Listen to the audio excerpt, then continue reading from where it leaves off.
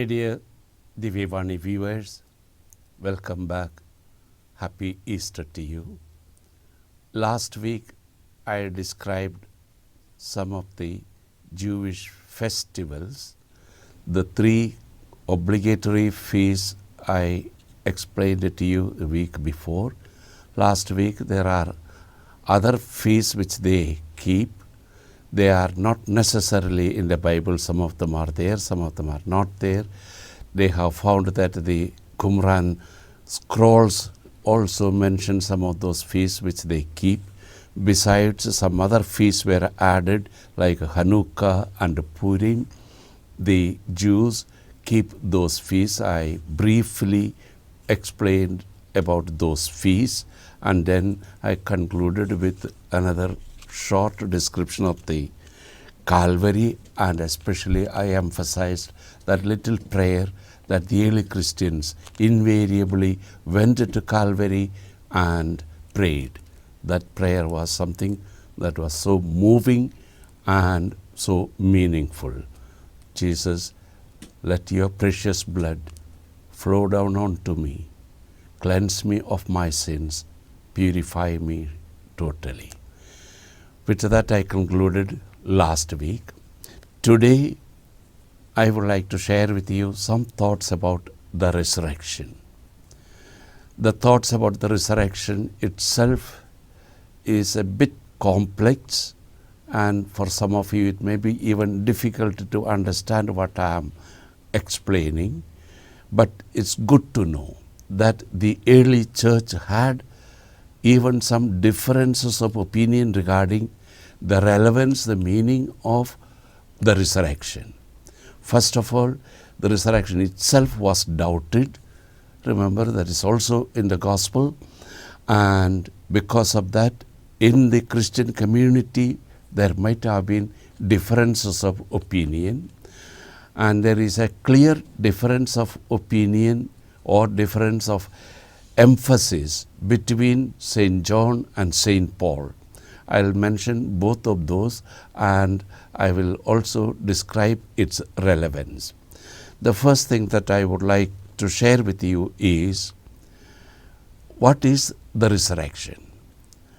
It was not just a restoration to life like Lazarus or Jairus' daughter or son of the widow of Nain. They were all brought to life. But Jesus' resurrection was not like that.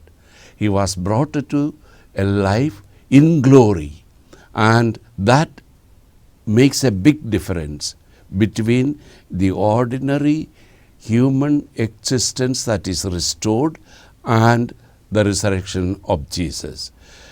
Because of this, there is also the suggestion that Jesus was glorified.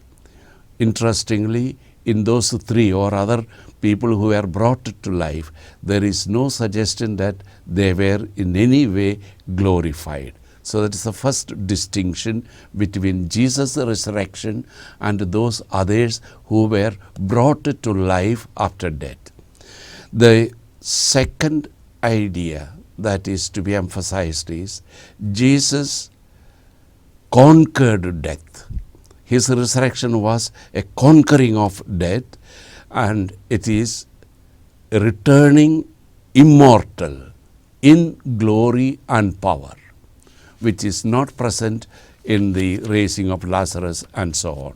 So in that way, Jesus' resurrection was unique.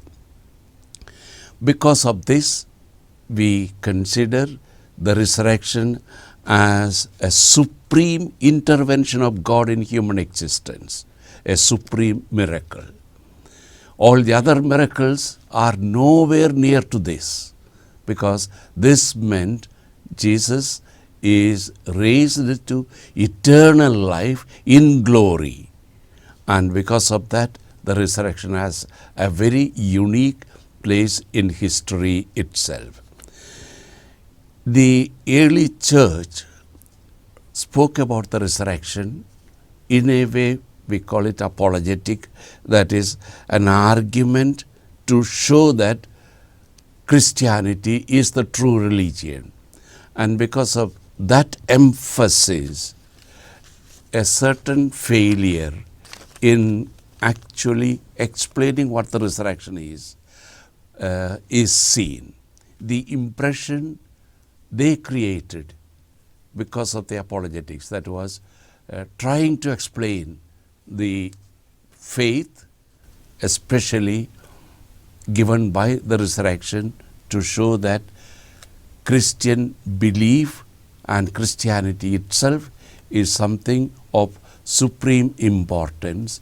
But then in their emphasis, perhaps, they tried to argue the probative side, that means resurrection proves the truth of Christianity. In that process, perhaps the resurrection lost its real meaning, and in the early church there was also the doubt about it.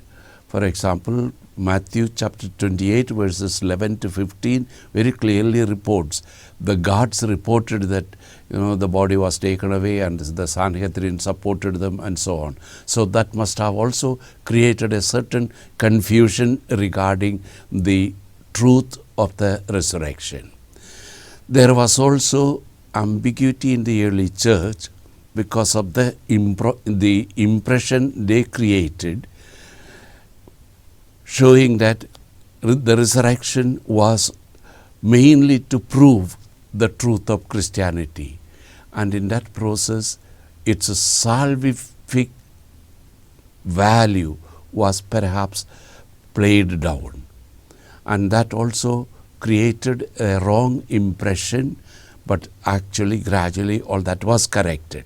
What I want you to note is there were in the early church some confusion regarding what is the real meaning and relevance of resurrection. The real relevance of resurrection was also perhaps misunderstood. John gives one aspect, John emphasizes one aspect, Paul emphasizes another aspect.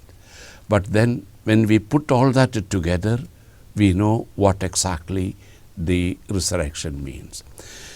John, for example, emphasized the resurrection only as a completion of the salvific act. But according to Paul, Jesus was actually raised on the cross, and that lifting up on the cross was seen as something great, whereas for Paul that is very different. Paul speaks of the resurrection as part of the same salvific act, which contains 4 parts: passion, death, resurrection and ascension. John does not emphasize all the 4 in the same way. John emphasized mainly the raising of the cross, and for example, John tends to make of the ignominious raising of Jesus on the cross a majestic elevation to glory, which is distinct from Paul's explanation. And John explains those in such a way that we might even get the impression the salvation was completed on Good Friday.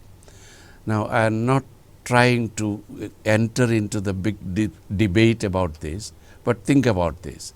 Did the salvation end on Good Friday, or did it actually complete on Easter Sunday? Paul will be very clear. He will say the whole salvific act was completed on, not only on Easter Sunday, but also with ascension. Whereas John would consider the lifting up of the cross as almost the completion of the salvific act.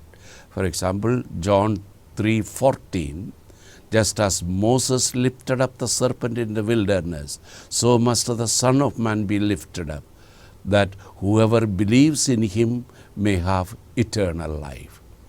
John 8:28, Jesus said, when you have lifted up the Son of Man, then you will realize that I am He, and that I do nothing on my own, but I speak these things as the Father instructed me. John 12:34, the crowd answered him, we have heard from the law that the Messiah remains forever. How can you say that the Son of Man must be lifted up? Who is this Son of Man? Look at the way they questioned even Jesus. And John 12:23, Jesus answered them, the hour has come for the Son of Man to be glorified. John 17:1-5. After Jesus had spoken these words, he looked up to heaven and said, Father, the hour has come. Glorify your Son, so that the Son may glorify you, since you have given him authority over all people, and so on. So, in other words, there is very clear emphasis on the crucifixion itself, as if that completed the salvific act. We will pause for a while, continue to think about what happened on Calvary.